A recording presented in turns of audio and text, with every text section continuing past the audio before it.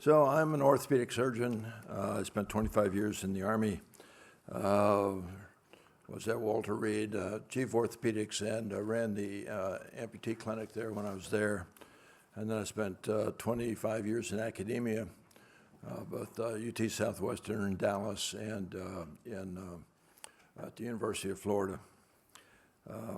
And so I think the three lasting legacies of this war in Ukraine is going to be the issues of amputees, the issues of infections, which we've already heard about, and also the issues of traumatic brain injuries and PTSD and mental health, and all of those needs. So it's terrible when somebody loses a limb, and I think the job of any nation is to care for the warriors of their country and to provide the limb, to get them back as rapidly as possible back into their lives. And so as an amputation surgeon, and I spent a third of my life doing, a third of my practice was in cancer surgery, another third was in infections, and another third was in amputation surgery. Most often doing revisions rather than primary amputations, because, and I teach a lot about amputation surgery. It's an easy operation to do, and it goes back to the time of Hippocrates. But it's a hard operation to do well.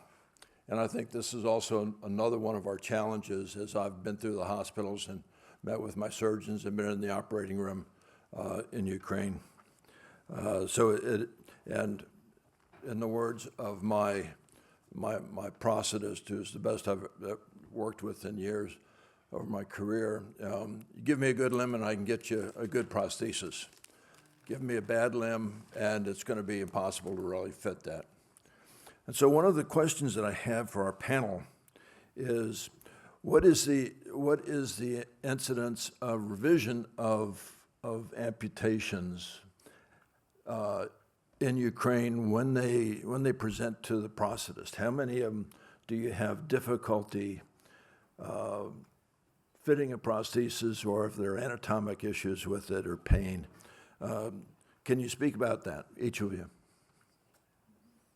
VASYL, any comments on the? First of all, if you talk about the number of amputation in Ukraine, due to war, we have less than 10,000 amputees in the military personnel. If somebody can listen about some 100, etc., it's not true. Less than 10,000 during all the full-scale invasion.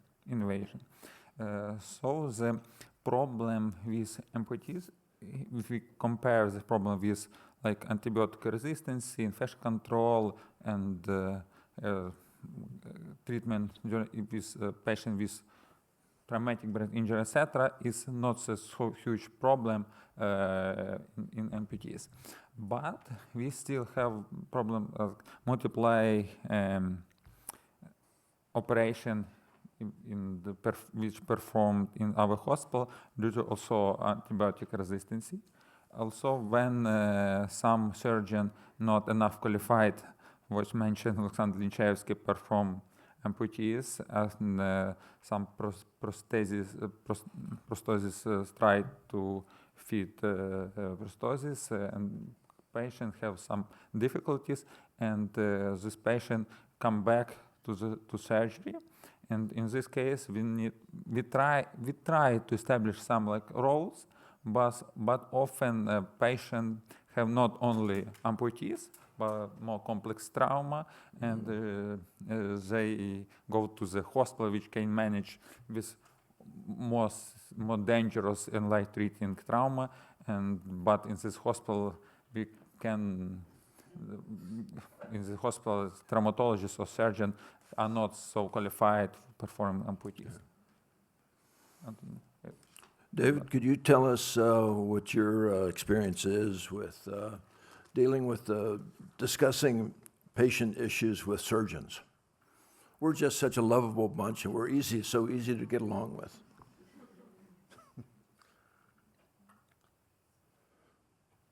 Are you picking that up, David?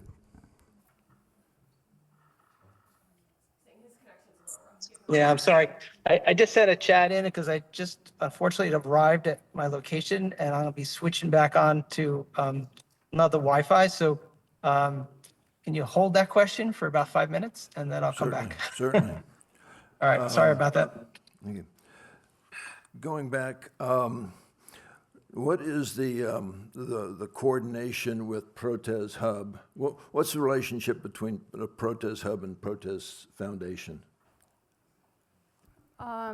There isn't any relationship, so to speak.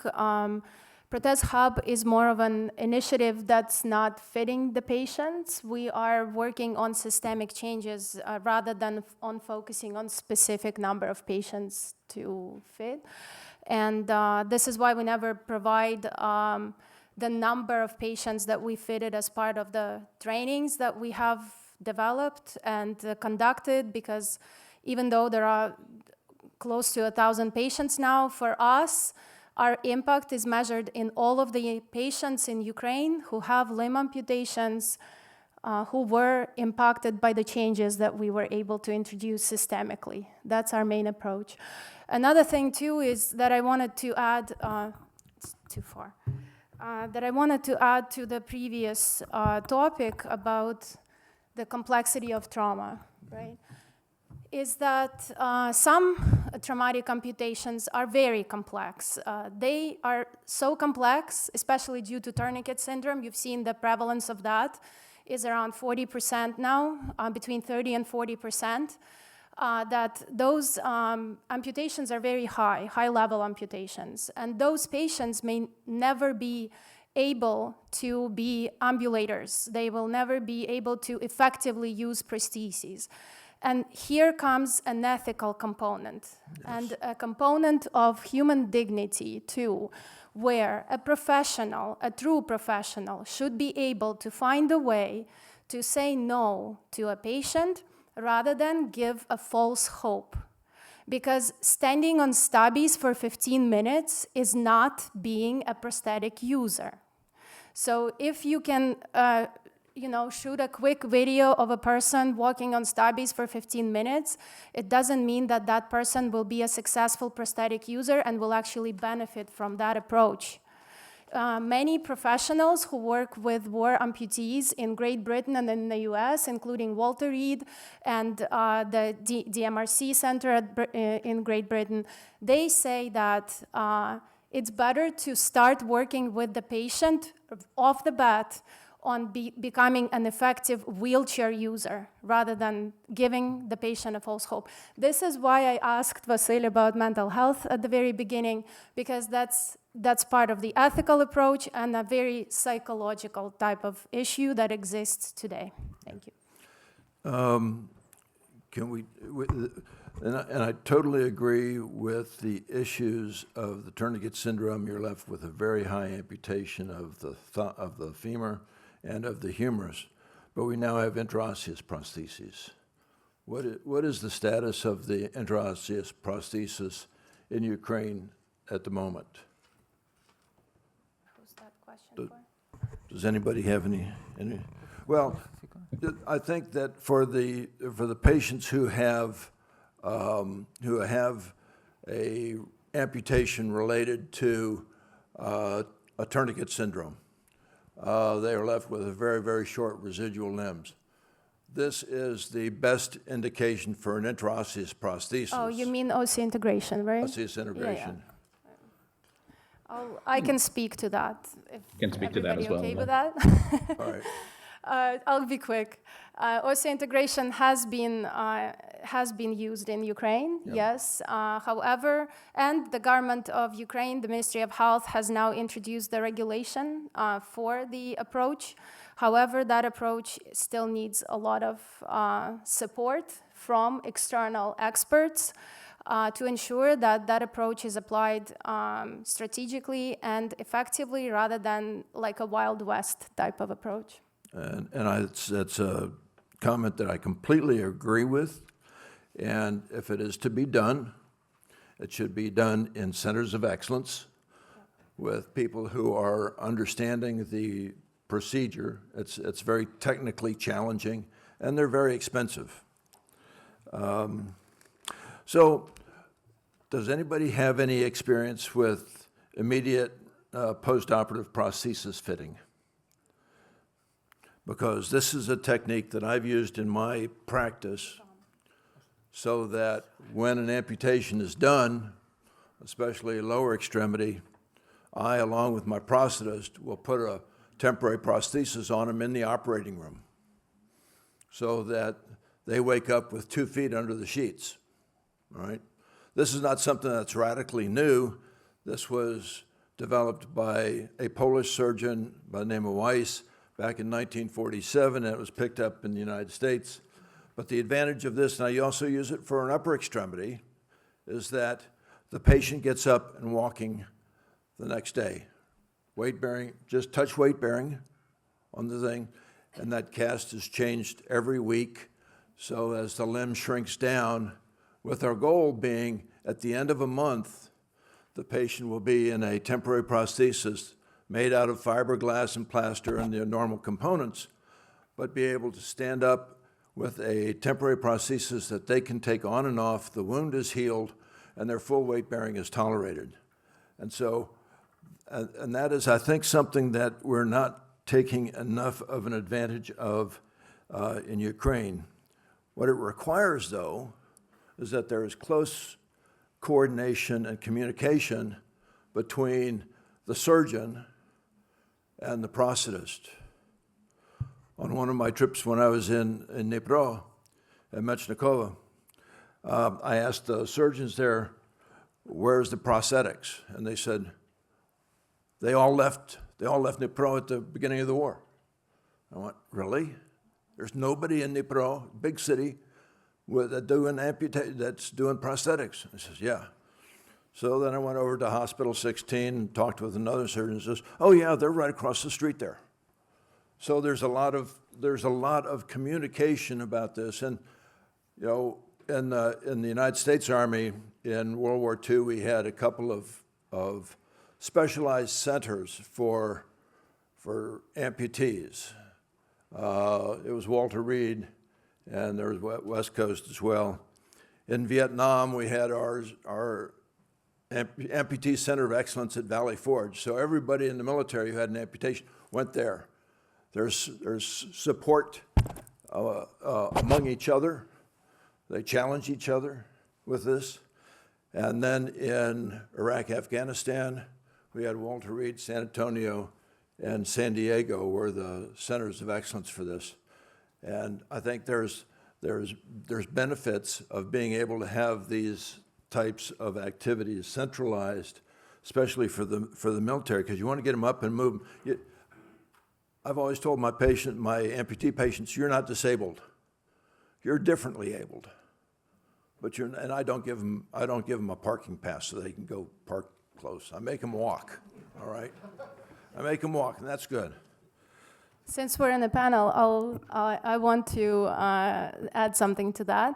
I do agree about the centers of excellence, but I also want to add that it's important that those centers of excellence are not just repaired, fancy facilities and walls and equipment. Oh. It has to be, first of all, qualified people, qualified staff, qualified professionals. It doesn't matter how many square meters a building is, doesn't matter what type of lighting there is in the building. What matters is who works with the patient and what type of services they can provide.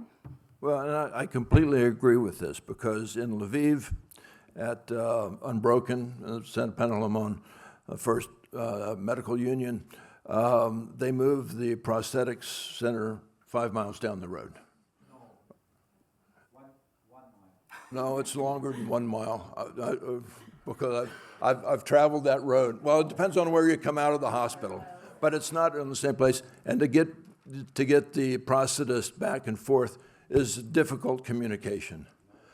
So my thing is that when I have a patient who's going to undergo an amputation, I send them to my prosthetist to begin with, or or somebody with a motor. You know, we don't have the trauma in the United States that you see in Ukraine. completely different. But what I'll do is that there's a patient often with motorcycle accident, gunshot wounds, and there's an unsalvageable leg, I will have my prosthetist come and talk with them ahead of time, right? Or if it's an outpatient and they're going to have a scheduled amputation, I send them to my prosthetist so they can talk with the people, and often then they get another patient, same age, same sex, to talk with them about what life as an amputee is. And then they will come back and generally say, let's get on with this, I'm ready to move on with my life. So anyway, David, getting back to you.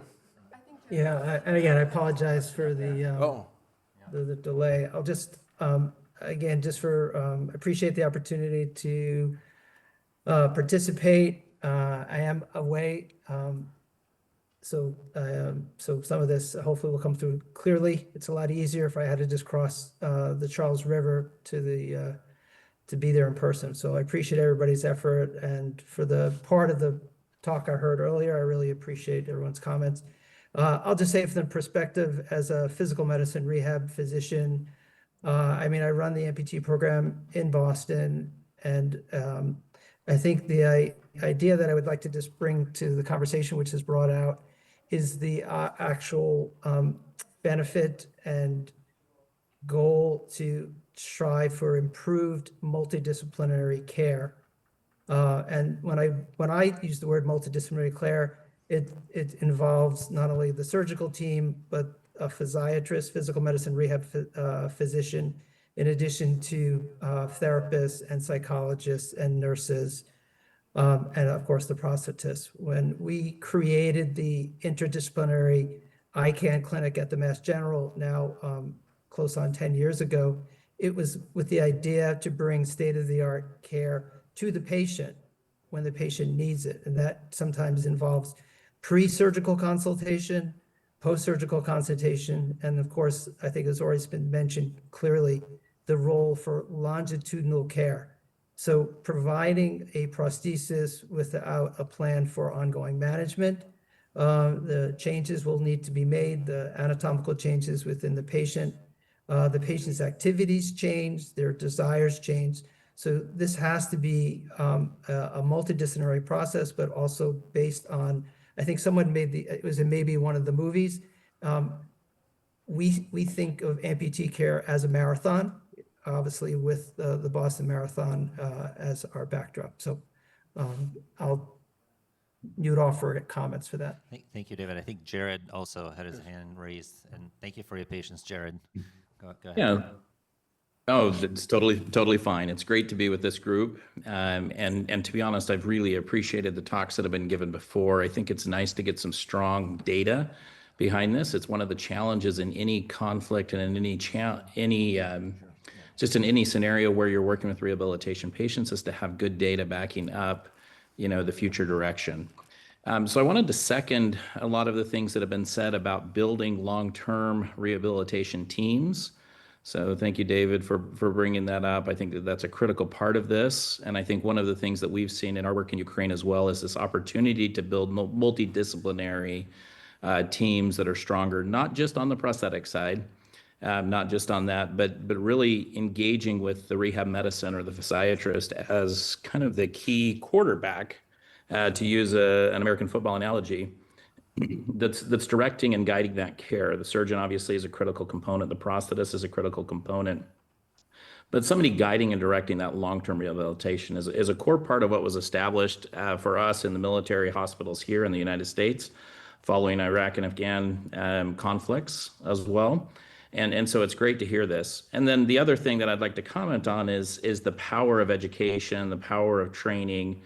So kudos to the Protez Hub group, significant kudos to that, and just in terms of building long-term sustainability in any region. And where we've worked in many, many countries of the world providing prosthetic care, that's the one thing that oftentimes is lacking in terms of long-term preparation. So I wanted to give kudos to that and also discuss that a little bit more.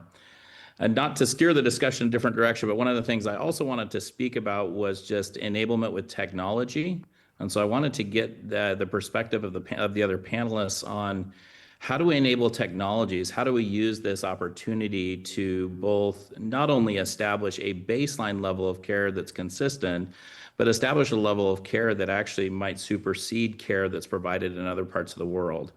One of the things that we're particularly interested in, as a simple example, is additive manufacturing and how to produce quicker, cheaper, better prosthetic sockets that are both performing on a higher level, at a lower cost, at a faster speed.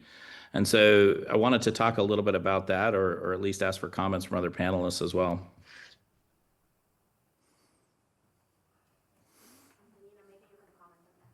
Well, I'll just Sure. jump in and just. I'm happy Oh, to comment go on ahead. that. Yes, 3D manufacturing is part of Ukraine's reality right now.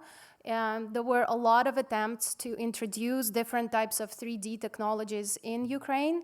Many of them failed. Why do you think they failed? Because it was I have a lot of personal experience with this. So. Because A it lot was of it poor is, 3D technology that was introduced. Ukraine is often being used as a testing ground for a lot of not quality things right now. And they, one of my colleagues that we regularly work with together, Anton Johansson, who's he's part of ISPO, and he's also the clinical manager of OSER. One phrase that he said once to me now resonates with me every time we talk about new technologies. If you would never try it in your own country or do it in your own country, do not do it in Ukraine. So that's the key message in terms of introduction of the new technologies in Ukraine.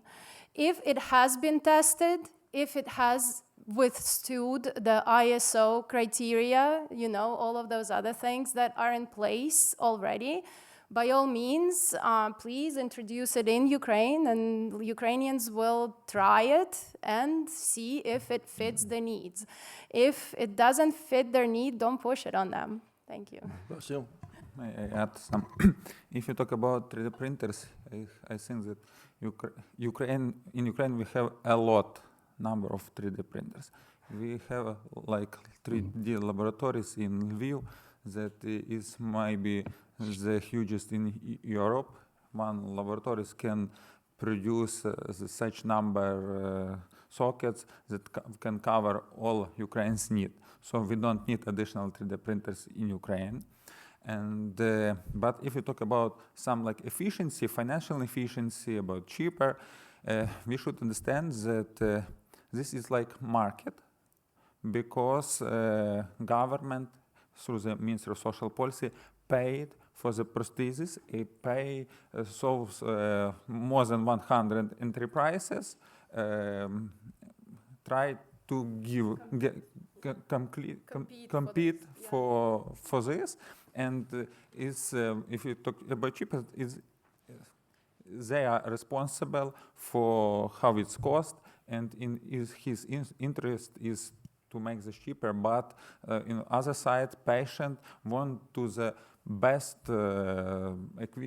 prosthesis in the world, from Orthotics and etc. And we cannot provide our patients some handmade prosthesis because they can know But you also have to fit the prosthesis to the patient and what the patient does. If you have somebody who's a manual laborer and fitting them with a very high-tech myoelectric prosthesis, that probably has a chance of not holding up over time, and they're very expensive to fit. And the other problem is that limbs change over time.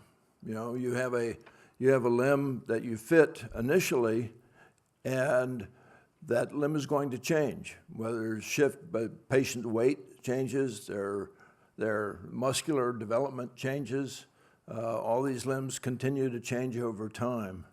And I think manufactured computerized systems really need to be looked, because there's an art to this as well as a science. So do we have questions from the audience?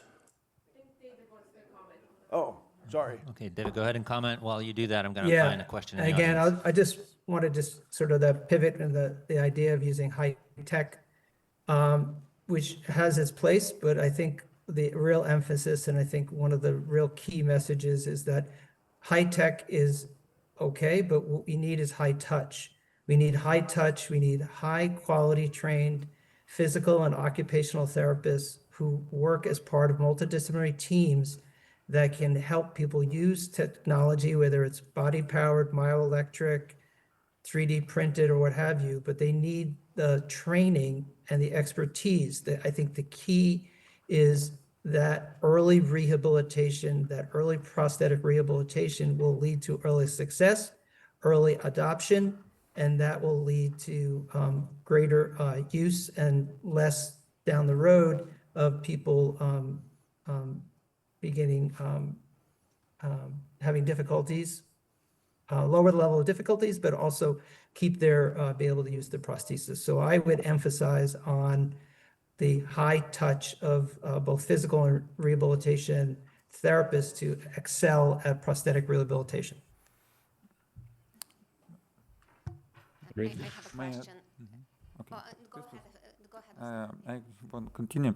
If you talk, yes, we need additional training in physical rehabilitation medicine, and we have 7 centers of excellence for rehab medicine, in which we concentrate and gather international expertise.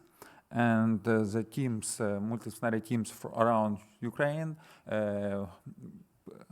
give the trains in this our center of excellence. So if you are ready to provide some additional training for Ukraine, let's connect us with our center of excellence, because, for example, center of excellence in Dnipro already is the amputee rehab program in the Center of Excellence in Dnipro is certified already UM's PRM, European Medical Specialty PRM boards, accreditation. Yes, and we can add some.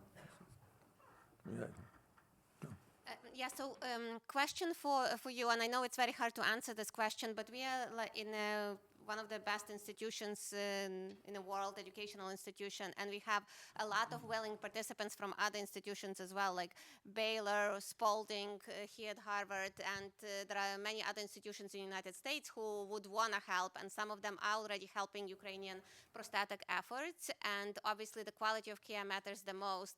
But if you were to give us advice to people in the United States who are trying to help in prosthetics, how would you go about it? I know we're doing this whole conference to make sure that we collaborate and do things together and not disjointly, but I would want to hear from you, Antonina, if you can give us some advice how we can do this better, because it is a little bit of Wild West to me, who is not a prosthetist. I'm a colorectal surgeon, but I'm looking at it from the side, and I want to make sure that we do quality of care in Ukraine.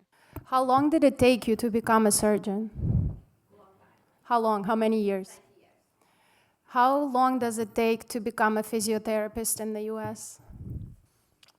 4 years of college, and now it's a doctorate degree. Right, and to become a prosthetist, they need to go through a general biomed or physical therapy bachelor's degree, kinesiology degree, then 2 years of master's, then internship, and then they become a prosthetist orthotist. That's the level, at least roughly, the level of the professionalism and qualifications we're trying to achieve in Ukraine right now through the standards and the launch of masters and everything. Today, if you hear of a new center being established somewhere in Ukraine, regardless of their advertising and promo materials and everything, be 100% sure that that center has prosthetists who were trained for 2 weeks to 3 months. So compare that. And most of new centers that were established in the past, like a year and a half, are like that. That's who works there, and that's who fits patients there. So this is why we're wary of the things, for example, like a center right at the hospital, because you cannot guarantee the quality of care. You have to first make sure that people will not be hurt. A prosthesis can harm a person, not just help a person. It's a medical device.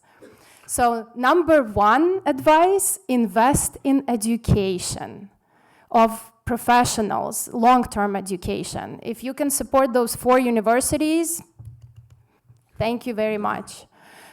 Technology that is in demand by experienced professionals. I can give you a list of 34, actually it's posted on our website, the list of 34 certified prosthetists. Reach out to them, ask them, would you be using this technology? They'll say yes, no, they'll even explain why. And then you know if it's applicable or not. So can I ask you, in Ukraine, both from a legal point and practical point, who writes the prescription for the prosthesis? In the United States, it's a physician. Multidisciplinary team. The doctor, multidisciplinary team. Who's on the team? The physician? The PRM doctor, PRM doctor. PRM doctor. physiatrist. Okay. So physiatrist only, not a orthopedic surgeon. So, not a, hopefully, when we Careful. get all the signatures in place, the standard, right? The rehabilitation standard. VASYL was also like so looking forward to this standard. The rehabilitation standard will change that. The one that I spoke the last about, Okay. it's all based on outcome measures. The things that are in place in the US and will soon be in place in Ukraine. The person will be properly assessed using AMPRO, AMNOPRO, and all other things. Then the PT, OT, and the physician will work together to prescribe, and the prosthetist, orthotist will then select the components. Well, that sounds wonderful. It sounds like a good way to end a great session, to make sure that we are taking at least a little bit of time to nourish our bodies before we move on to our other sessions at 1 o'clock. So thank you all for participating, for guiding the session, Hudson. And there will be lunch available for everyone that's complimentary. So please feel free to grab it. We have about a half an hour to consume it and discuss all the hot Big topics hand that for were thrown in. our panelists.